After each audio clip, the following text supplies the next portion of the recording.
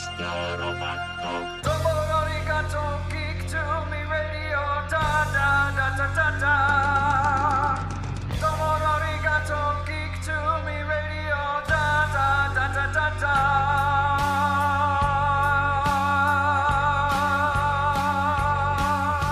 Welcome, boys and girls, geeks and nerds. I am beyond thrilled to have this particular Geek to Me Radio episode going on. We are joined by Jonathan Katz, you'll know him from Dr. Katz, Squiggle Vision, and Tom Snyder, the producer of Dr. Katz, who has got a new audio musical, which we're going to talk about. Stand by.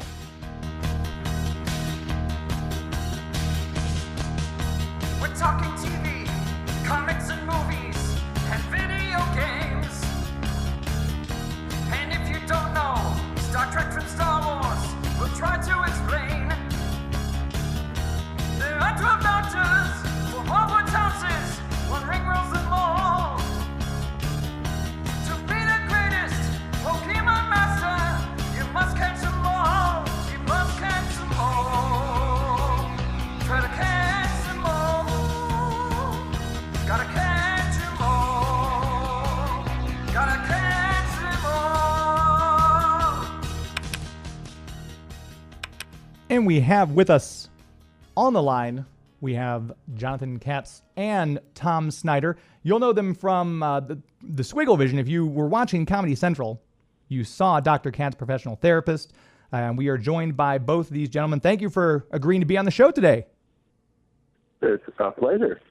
And I think we lost, actually, it looks like we lost Jonathan. We'll give him a call back here in just a second.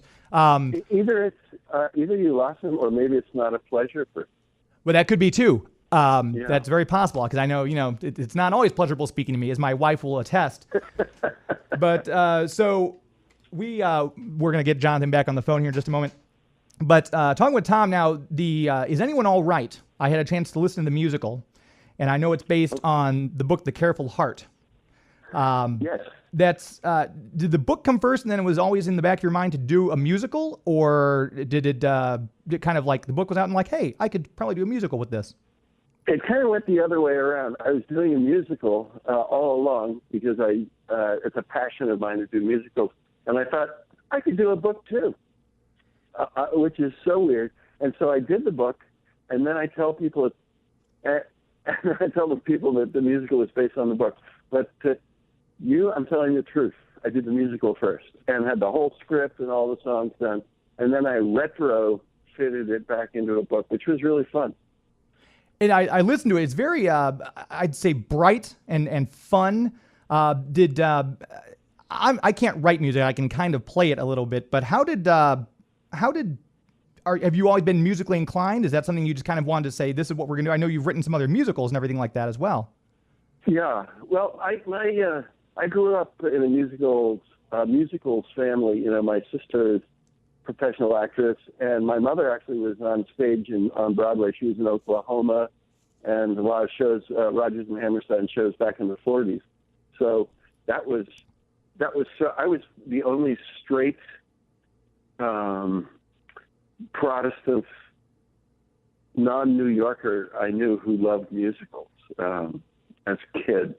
And but I loved it. I'd go down to New York with my mom, and she'd take me backstage to meet. I met Richard Rodgers, and I met all these incredibly important people to me when I was 7 or 8. And then during the intermission, I'd go into the men's room and sing all the songs.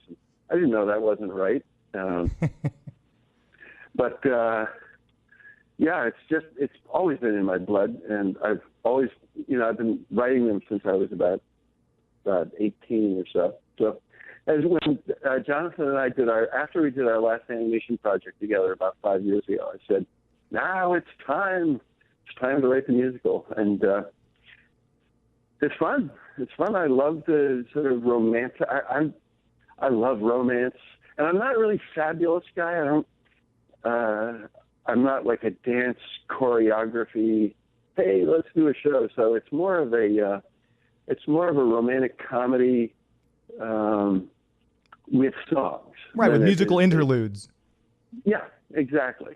And I'm trying to come up with a name for that other than musical. Have one? Romantic comedy musical? Yes. Rom-com muse. How about that? Yeah. Rom-com muse. There we go. That we can work with that. Okay. Well, thanks. So you listen to it. I think a lot of guys don't like musicals. They shudder when their girlfriends or wives or friends tell them they've got to go to a musical because I think they're desperately afraid that people are going to burst into song with their faces, very close to each other and sort of be singing loud love songs to each other. And I think it might be a better world if that happened more often. People just burst into song, and I think we might have a better world around us. Yeah. Well, one of the tricks I was using actually was I wrote the whole thing with the narrator being not omniscient. So the narrator of the book doesn't know what people are thinking. And then I realized, this is cool. The songs could be just people sort of singing to themselves and the audience all the time and not at and with each other to express what's going on in the back of their mind as opposed to. So they're not singing, if I loved you time and again, I would. They're not doing that. It's more like being reflective about, man, what is happening here? And, what's happening to me? What is she thinking? So I think singing and songs are a pretty good way to get at that, and even on stage. And they're not pop songs. I don't know if you picked that up. There are a couple that have sort of a groove to them, but for the most part, they're very old school type songs. Yeah, they sound kind of jazzy and upbeat, but yeah, I agree they don't have that pop quality to them. The one I like best, it's kind of going around my head, is I'd Rather Be Him. That was probably one of my favorite songs from the whole audiobook. Oh, thank you. Someone told me it's sort of a love song between two men. I can see that. Yeah, because they're comparing. But again, I don't know if you're aware of it. Even in that song, even though they're both singing it, they're not singing it to each other. They can't even hear each other singing. Yeah, they're kind of off in their own corners of the dining room, kind of doing their singing kind of to themselves. Yeah, that's right. And one's thinking, I'd rather be him. And the other guy is thinking, well, I'd rather be him. So they're having an argument without... it's very... remember in Annie Hall when you can sort of see what they're thinking when they're on a date? Right. It's a little bit like that effect. So I'm very proud of you that as a man in your mid-somethings. You must be in your mid-somethings. I am actually squarely in my mid-somethings. That's actually well put, yes. Yeah, but you would commit to listening to a whole musical. And now the way you can complete this act is tell all of your friends to listen to it and write reviews on audible.com because it's a really weird animal. It's an audiobook. Right. But with actors and orchestra and singing. And so it's very hard to, when I first was talking to audible.com about putting this book on tape, as they used to say, they said, well, it's a regular book, right? And I said, no, not exactly. So they wanted to know what it was called too. So I called it an audio musical. See, I'm going to stick with rom-com muse, and I won't even take a percentage of the proceeds for this. I'll let you have that one. Gee, you're just starting off leaving money on the table. Well, when I like a product, I like to see it succeed. But yeah, we'll definitely. I've actually, my wife actually teaches at a fine arts academy, and I told her, I said, you need to listen to this because it's one of those things where I was just having a conversation with a friend. That's what you do now when you're traveling, you're going on your commute. A friend of mine has an hour and 10-minute commute to his job. People pull up podcasts and people listen to audiobooks, and this is the perfect thing to do to pass the time if you're in a car ride. It's mobile. You can take it anywhere. I've got it on my phone, and I was listening to it again on the way over here, actually, to the radio station. So it's really kind of a fun way to spend your car ride or your commute to work, or if you're just hanging out. Yeah. There's been a lot of articles recently, sort of more academic articles about whether listening to audiobooks uses the same part of the brain as reading a book. Mm-hmm. And they're seeing that it actually does. It has almost an identical effect in terms of cognition. And so it is by far the fastest growing segment of the publishing industry. For a while there, it was, print, and then it was digital books. And now it's audiobooks are growing much faster than either of those two forms of publishing. Right. Yeah. It's just the online age. I mean, this is the perfect. You wrote this for just the right period of time, which is fantastic. Yes. Normally, I'm about 10 years too early on everything I do. Don't you think Squeagle Vision was 10 years too early? I going back and watching it, to me, I was watching rewatching some episodes of Dr. Katz before the show, and to me, I love it. It's the nostalgic aspect, but yeah, and it's a little bit ahead of its time, but it still is so perfect. Could you just say that a couple? No, you said it once. That's enough. It was crazy. Hey, when John gets... where's John? This is so John. We've got him actually... I said that. I don't want that to leave this room, but this is so John. This conversation, or what you're about to say? No, the fact that he's not here right now, because he and I talked to each other several times today on the phone, and he kept on saying, what are you going to be talking into? And I said, I think I'm going to talk into my phone. And I thought he was kidding, but he wasn't. He said, I don't know, maybe I'll have a microphone set up, or I'll do a landline with a mic through the landline. And I was saying, just a phone might work. And we actually do have Jonathan on the other line. We're going to take a quick break. We're going to come back and see what the snafu was with the operating system. So stand by with us. We're talking with Jonathan Katz and Tom Snyder. We'll be right back.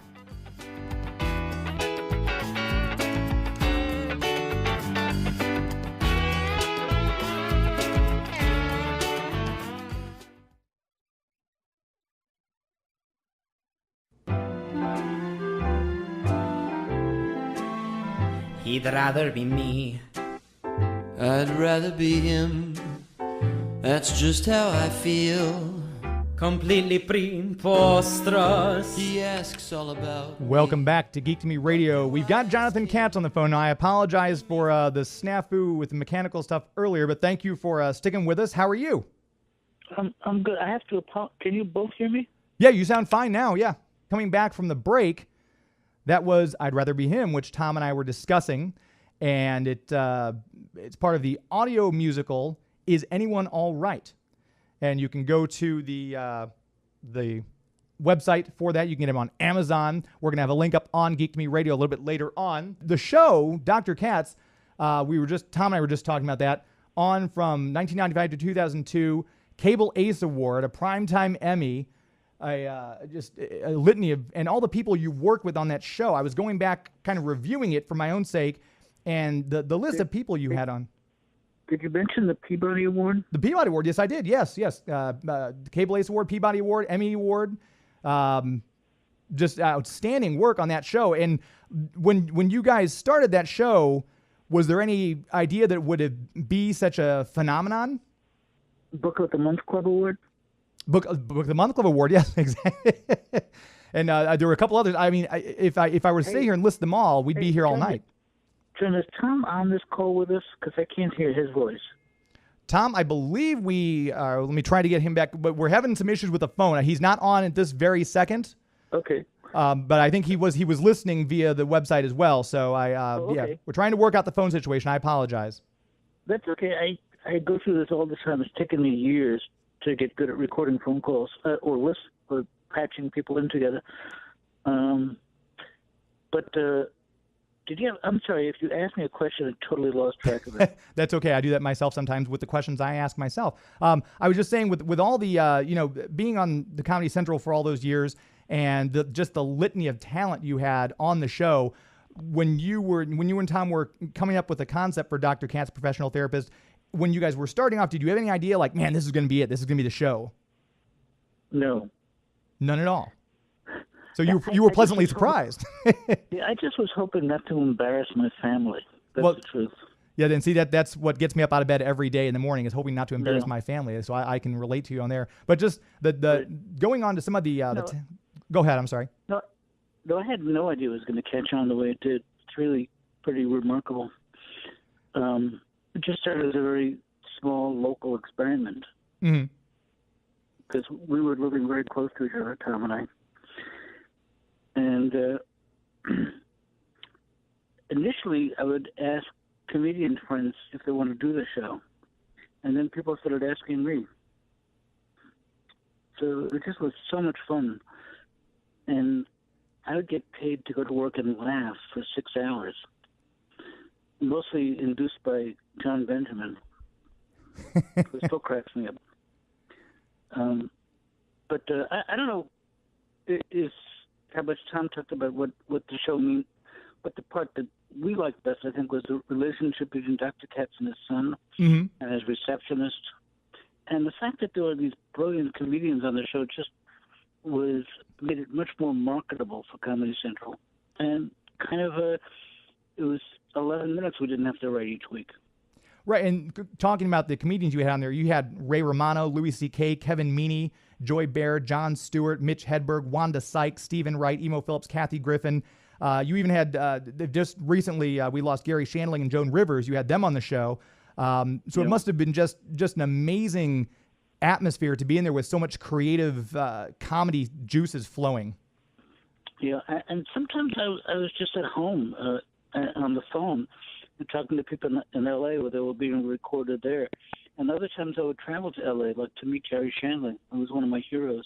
Mm-hmm. And we actually became friends, and it was sad to lose him so young. Absolutely, it was. Yeah, I mean, everyone seemed shocked when the news came down. It just seems like 2016 has been horrible to celebrities. And it's just we've lost Alan Rickman, and we just lost Gene Wilder. But it just seems like the past couple of years actually have just been relentless with the amount of fantastic talent that we've lost. Yeah, it is pretty odd. So many people in 1 year. What do you attribute that to? I think global warming. I'm spitballing here, but that'd be my first inclination. No, I had figured out my first joke of this interview, but I always gauge Tom Snyder's laugh to see if it's worth it. But he's not on with us, so I'll have to gauge your laugh. I think actually I think we now have Tom on the line. Tom, can you hear us? I can. Perfect. We've got you both.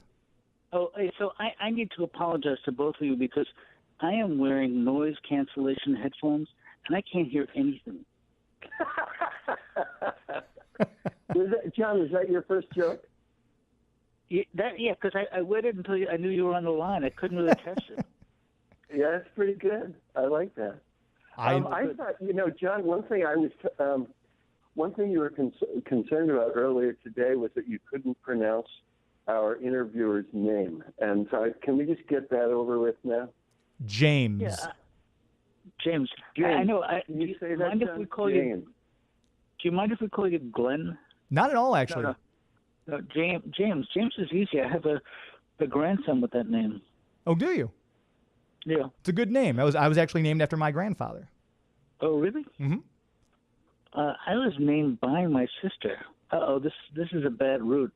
No, my sister named me Jonathan after a poem called Jonathan Joe. Well, how did your sister get to name you? Well, she was already 2.5. See, it could have gone a lot worse for you, Jonathan, because I had a friend of mine. He was 4 or 5 when his younger sister was born, so he got to pick out her middle name, and her middle name is Tila from He-Man. So you got Jonathan. It could have gone a lot worse. Yeah, no, I got off very easily there. So, hey, James, yes. I just wanted to get some sense of what's your net worth? My net worth can be measured. Can be measured in coins that can be rolled. Actually, it's pretty small. If you have about. I'm just trying to be goofy. No, I'm not. But you were wondering. Weren't you wondering what a guy like him makes? Oh yeah, that's something I would like to. Let me ask you as in as subtle a way as I possibly can, Mm-hmm. James. What does a guy like you make? Well, I appreciate your subtlety. First off, let me just say that. And I'd say I make just enough to cover the gas money to the radio station and back home. And do you have a wife and kids, or just a wife? Just a wife, and we have a dog. And what's your wife's name? My wife's name is Laura. Do you think she'd find me attractive? Well, No, I don't know about her, just but I wasting certainly your time. do. I'm just going to put it out there. I mean, Okay. I know we've already missed Man Crush Monday, but I'll admit. Oh, stop! You are so sweet. So let me ask you, who makes you laugh as a professional comedian? Who is someone? I know you mentioned Gary Shandling earlier. Is there someone else out there who just this is the guy who's my comedy guy? I'll mention two people: Don Herrera, who you know probably from Dr. Katz and his other work, and a guy who died many years ago named Ronnie Shakes, who's I'll tell you two of his jokes, if I may. Sure. He was just a great joke writer. He said, I've been in therapy for 12 years, and yesterday my shrink said something that brought tears to my eyes. No habla inglés. That's his most famous joke. But my favorite joke is, I just blew $5,000 on a reincarnation seminar. I figure, what the hell, you only live once. See, that's why I can't do comedy, because it's like it's what they say. Why engineers are bad at comedy timing. Oh, I like that. That's very good. I get it. I get it. I heard you talking to Tom about music, and you should know that he is incredibly modest about his music talent. He is truly one of the best musicians I've ever met, understands music, and writes great music. Which leads me to this next song. It's so not me to know.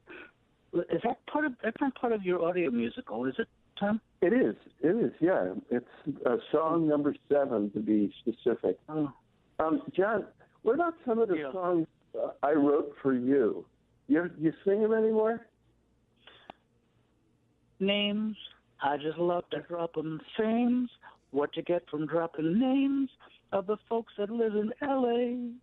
Yesterday I was having lunch with Jeffrey Katzenberg.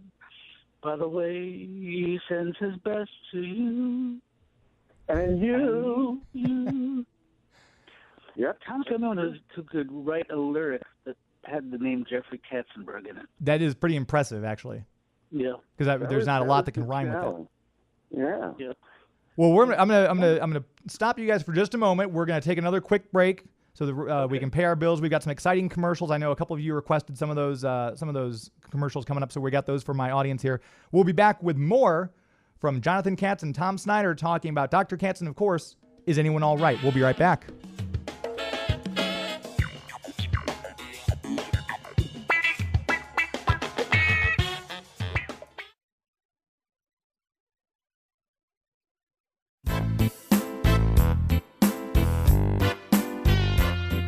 I normally don't dwell on how I'm feeling, but here's the thing, my love life's pretty great. Welcome back to Geek Me Radio. This particular segment brought to you by Hendel's Restaurant. Hendel's, located in beautiful, historic Florissant.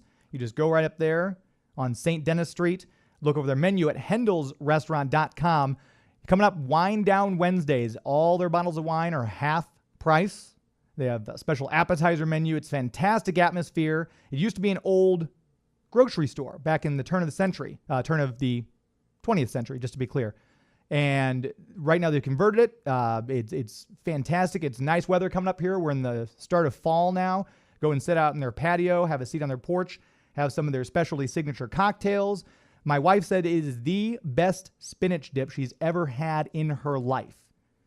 And if that's not a ringing endorsement, I don't know what is. Hendel's Restaurant, I know it's coming up on 4 o'clock. You might not have dinner plans yet. You can give them a call at 314-837-2304 or go to the website, hendelsrestaurant.com, make some reservations. They also have a fantastic Sunday brunch. So if you already have dinner plans, that's fine. Go hit them up tomorrow.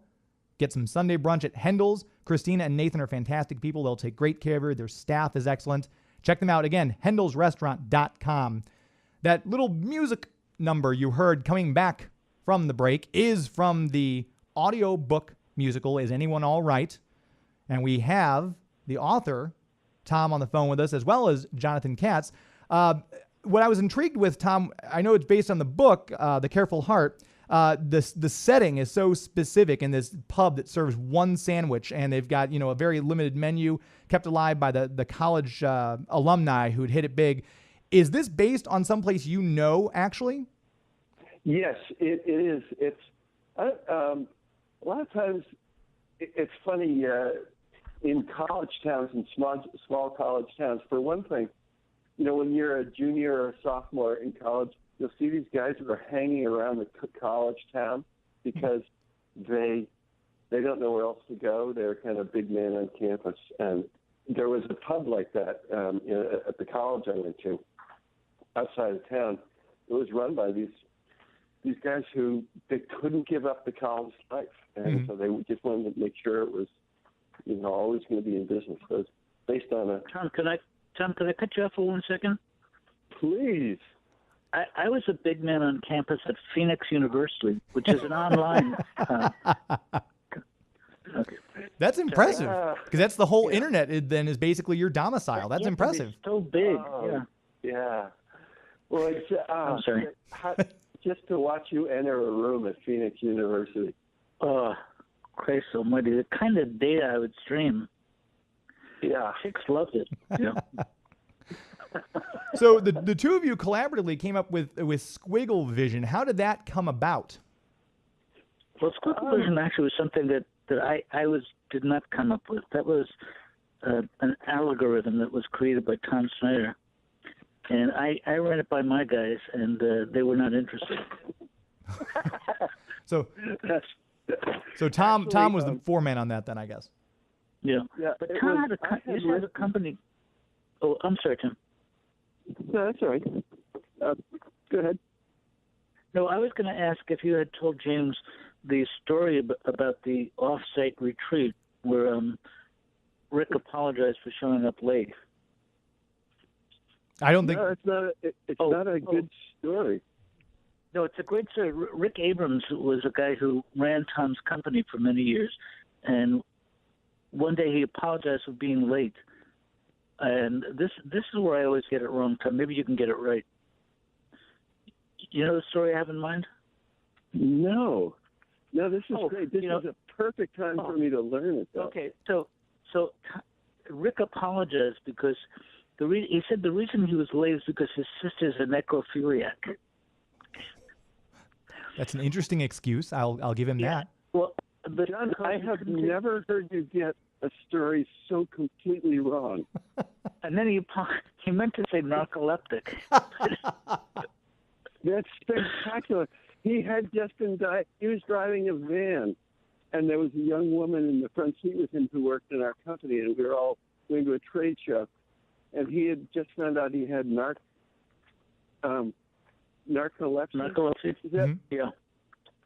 And he got the name confused, and he turned to her in front of the whole company while he's driving, and he said, "I do have a touch of necrophilia, but I don't want you to worry about it." Well, yeah. Hopefully, she would have no reason to worry. Yeah. Let me tell you a third version of that story. Rick was in the back having sex with many dead people. That's probably the worst version of the story right there. Yeah. Anyway, I'm sorry. Squiggle Vision, John. Yeah. No, I can actually explain it to you because it's based on human error, as we say in New York City, human error. Human error, yes. Yeah. And Tom can take it from you because that's as much as I know. Yeah, that's also not true. Okay. See, I don't know what to believe anymore. No, but there was a bartender of mine who was a fantastic illustrator, and she drew very cute pictures. And I was putting together this idea for a TV show, and I asked her if she could draw the characters in animated form. She said, "Well, I can't animate." So I said, "Make the Dr. Katz character as cute as those bunnies you draw." So she drew just the cutest pictures of Jonathan. And that night I wrote a computer program that would take the still illustrations she had drawn and animate them, and sort of make them wiggle. And she came in the next day, and it was animated. And so I took that to the West Coast, and a friend had introduced me to someone who ran Comedy Central, worked at Comedy Central, and actually it wasn't called Dr. Katz at that point. It was called Shrink Wrap. Okay, I like that. And they said, gee, it looks like a great idea for a show. I was playing all the voices, and they said, but you need talent, which hurt. Ouch, yeah. But what they meant was someone, a professional like Jonathan. So I just went to the funniest guy I ever met. Well, I had not met him, but I'd never ever heard in my life, doing stand-up and doing movies. And I am very lucky to be Jonathan's friend, because he's the funniest guy I've ever met still, except when he tells stories. Oh. Well, I think by the third time the story came out, I think it was actually better. I think it's an evolving art form. Oh, that's probably true, yeah.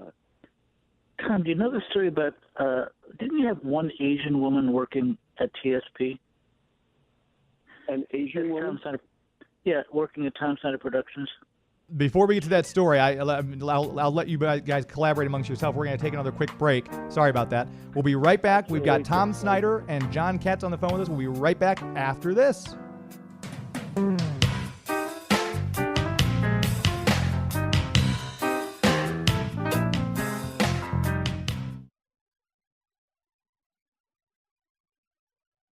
Should I see her tonight, or should I not? What would I say to her? Another one of the numbers from Is Anyone All Right, an audio musical by Tom Snyder. And that can be found on audible.com, which is an Amazon company. So you can just go straight to Amazon if you already have your Amazon account and download it for your iPhone, iPad, computer, whatever you'd like to listen to it on. So I guess we talked a little bit about necrophilia in the last break, oddly enough. And we were going to be discussing about an Asian woman, I think. Oh no, I thought of something more to the point. Is that while I was on hold with you guys, I memorized the binary code. Oh, fantastic! We were just talking about the code for Squiggle Vision, so that's a good segue. Well, yeah, 1 0 1 0. Tell me when to stop. No, that's not as funny as I thought. Sorry. I was gonna see how far you'd go. Yeah. Hey, James, if I seem a little rattled, I have to apologize. I had my DNA tested and it came back negative. Oh, I'm sorry to hear that. Yeah. Okay. Anyway, what were you asking?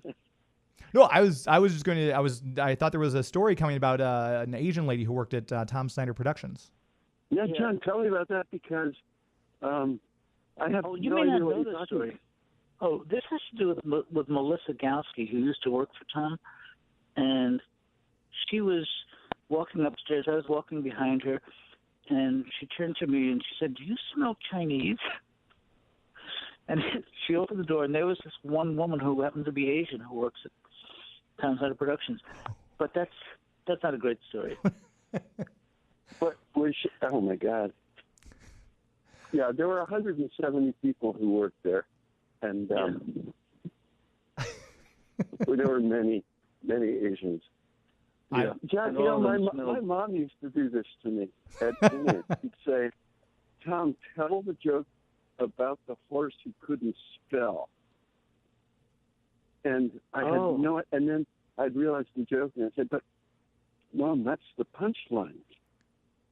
Now I can't. Oh no! So I wonder if our mothers were related then, because I used to get the same thing actually, Tom. You did? Yeah. She said, "Tell the joke about the one-armed man who you have to wave to get out." I'm like, no, that you just gave away the joke. That's it. Yeah, but then everyone says, no, tell it. And so you actually have to tell the whole joke. See, that's why I like to tell short jokes. That way, if someone does press me to tell something, it's over in a minute, and I can just go back to being embarrassed. Yeah. Hey, James, I heard you talking to Tom saying that you play music, but you don't write music. What instrument do you play? I used to play the upright bass. I started out in the violin, playing the violin, and my brother said I sounded too much like Jack Benny, and I really needed to stop, so I moved over to the bass. Yeah. I'm guessing he was your older brother. Yes, he was. Good call. Yes. Yeah. The bass, you played upright bass or bass guitar? Upright bass. I wasn't cool enough to Wow. do the bass guitar. Yeah. That's a great instrument, both of those. I used to study the violin. In fact, when I was younger, I was a child prodigy. Really? That's impressive. But do you remember any of the music you played on the violin? On the violin, let's see. We had to play Eine kleine Nachtmusik by Mozart. Right. Can we all sing a little of that? You want to sing it? Yeah. Let's sing it together. It's Oh, a fun group song. How does it start? Bum bum bum bum bum bum bum bum bum bum bum bum bum bum bum bum bum bum. So you're doing the violin part, and I'm doing the bass. That's perfect. We could take this on the road, guys. I think we have. But no, I only got as far as Vivaldi, the Symphony in A, but that was years ago. And see, Vivaldi, you brought him up. He's actually one of my. I love the Four Seasons by Vivaldi. It's one of my favorite musical pieces. It What is was wonderful. played Yeah. at your wedding? At my wedding? Yeah. At my wedding, we actually played a little bit of swing. We had some Dean Martin, some Frank Sinatra, some Sammy Davis Jr. Yeah. Dean Martin was such an underrated singer. I agree. Yeah, everyone talks about Frank Sinatra, but Dean Martin. I think actually we did with the cake cutting ceremony. We played the "Promise Her Diamonds and Lots of Champagne." That's the one we had played for that cake cutting part of the ceremony. I can hear people tuning out all over the country. It's not just me hearing that. Good. I was afraid I was the only one hearing that song. No, you know what's the song of his that I loved was, "Oh, it's lonesome in this old town. Everybody's gonna." It's going back to Houston, I think was the name of the song. I never really hit the charts. I was just saying, I don't know if I'm familiar with that one. I noticed something interesting about you two. What's that? One of you talks very slow by nature, and Right. one of you probably talks very fast by nature. That would be me. Yeah, so it's really fun That's to hear interesting. the Yeah. different vocal speeds. Yeah. Well, I'm purposely mixing it up because normally I do talk very slow, and I didn't want people to get confused as to who is speaking for the radio. Hey, So. James, I hope this isn't mean spirited, but one of the things in animation is truly gold is a speech impediment if it's used correctly. And there's a commercial I heard for fertilizer, and this guy has an amazing impediment that I love to animate. I did hear that commercial actually. Yeah, that's one of our most requested commercials on the station actually. Yeah, I would love to animate that. Well, I can talk to our salesperson and see what we can do. John, did you hear the ad for guns that you don't want to buy them online because you want to be able to smell them? You want to hold it. You want to hold it. Oh, I thought you could smell it. Oh, did she? Well, you want to use all 5 of your senses, I think, with anything you purchase. That's my personal opinion. You want to use all 5 of your senses. Yeah. Are you in St. Louis or Louisville? St. Louis. St. Louis. And is that an open carry city? You know what? I think we just passed legislation recently where I think they're moving in that direction, if I'm not mistaken. Right. Are you packing right now? I am not packing currently, no. Yeah. Still hard to tell on radio. It is, yeah. Well, plus I'm sitting down, so you wouldn't really be able to tell. Yeah. Yeah. Hey, James, do you think that you can get brain cancer by using an iPhone for too long? I don't think so. No, I think that's a false positive. I think that's just part of. I think that's Samsung coming out with false publicity to try to hurt iPhone sales. Can you tell my internist that your theory before he operates? I will do that. Absolutely, I'd be happy to consult. I think you're right. I think that's just a marketing ploy. I think anything you do too much of, like too much diet soda will give you this, and too much, everything in moderation. So as long as you're not constantly, because I know you went to your plugged in your earphones, so you'd be able to talk that way for our interview right now. So I think you're probably safe. Yeah. John, what are you talking into? I was speaking into the iPhone, but I'm not wearing headphones because I realized that you have to have your headphones plugged in. You can't hear the phone ring. Oh, see, I didn't know that. Unless you're wearing them. Yeah. Well, see, then now the new iPhone, they don't have that jack in there anymore, so you don't have to worry about that anyway. Oh, that's right. It's wireless. That's crazy. I know. Yeah. But we are going to take one more very quick, just 1 minute break, so we can come back and regroup. We'll finish up with Tom Snyder and Jonathan Katz right after this. Please stand by.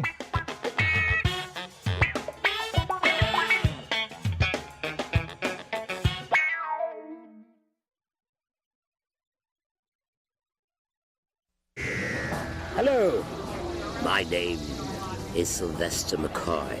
I want you to listen to Geek to Me Radio. Otherwise, if you don't, I'll cry.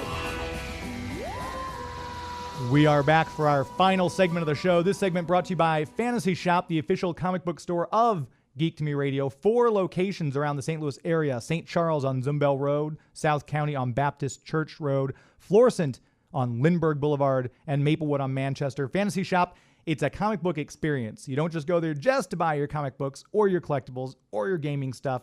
You go there for that, but it's more the experience. You walk into the store and it puts off a vibe. You feel like you're someplace special. There's a lot going on. They have different game nights. They have contests. I think they have a silent auction that ends tomorrow, if I'm not mistaken. You can check out that and more at their website, fantasyshoponline.com. They've been in business since 1981, and they've expanded. They've gone from 1 store in St. Charles, 4 stores now across the area, and obviously they're doing something right. In this economy, if you've got a business that's been in business that long and you're growing, you're doing things the right way. So check them out, fantasyshoponline.com, the official comic book store of Geek to Me Radio, and we're very proud to have them sponsor us. We're also very proud to have our 2 guests on, Tom Snyder and Jonathan Katz. Tom has the musical Is Anyone All Right? It's an audio musical that you can get on audible.com. And as we're wrapping up, gentlemen, the characters that you have in the musical, are they also based on people you knew, Tom? In the musical? Yeah, in the book, and then obviously on the musical too. Yes, it was. That's me, the main character who has OCD, who's obsessive, who worries too much. That's me. That is me every day. And it was about how I hang out in bars. And the woman is my wife that I fall in love with. And the guy who's sort of he's called Dirk. Dirk, yes. I named him Dirk so I could remember that he's a dick. Am I allowed to say that on AM? It just happened, so I think we're good. Okay, good. But yeah, those are all people that I've encountered in bars. So was there an Antoinette? Yes. No, doesn't everybody have sort of this nemesis person that you fell so madly in love with that you could never dare to even talk to, and then when you finally do, you find out it's not the right person for you? Yeah, and I think that's what it really is appealing about the musical is everyone can relate to this story. Yeah. I mean, do you have someone like that in your life? Or does your wife listen to this station? She listens, so we'll talk later on. No, there's no one like that. Yeah. God, I got crushes all the time, and then I behaved. Wait a minute, I have to step onto a boat right now. Can you believe it? The timing is perfect. Well, there it goes. I'm glad we timed out perfectly. We've been joined by Jonathan Katz and Tom Snyder. Thank you very much for being part of Geek to Me Radio, gentlemen. Have a great afternoon.